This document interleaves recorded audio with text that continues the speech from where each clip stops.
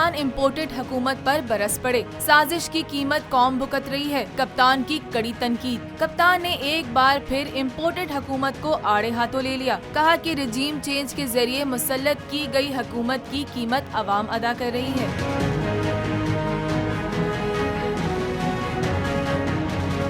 Chairman Tehreek-e-Insaf ने समाजी राब्ते की वेबसाइट ट्विटर पर इम्पोर्टेड हुकूमत पर शदीद तनकीद करते हुए कहा है, साजिश से लाई गई इम्पोर्टेड हुकूमत की कीमत कौम भुगत रही है। इमरान खान ने अपने ट्वीट में लिखा है कि साजिश तब की गई जब हमारी हुकूमत ने मईशत को मुस्तहकम किया था। उन्होंने कहा कि नून लीग की गुज़िश्ता दौर में बरामदात 25 अरब डॉलर पर रुक गई थी, जबकि तहरीक-ए-इंसाफ के दौर में पहली बार बरामदात 30 अरब से बढ़कर 31 अरब डॉलर तक पहुँच गयी थी।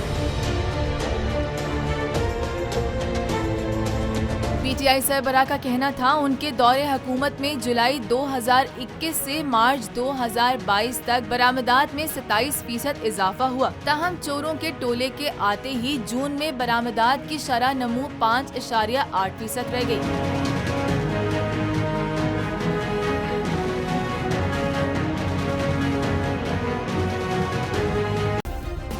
सब्सक्राइब करें और बेल दबाएं ताकि कोई खबर रह न जाए।